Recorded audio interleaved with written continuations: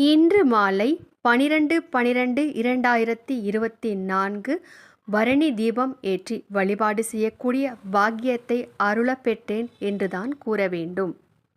மிகவும் எளிமையான முறையில் செய்யப்பட்ட இந்த பரணி தீப வழிபாட்டில் பஞ்சபூதங்களுக்கு நன்றி கூறி, என்னுடைய உடலில் இருக்கின்ற பஞ்சபூதங்களுக்கும் நன்றி கூறி மனமார வழிபாட்டை துவங்கினேன்.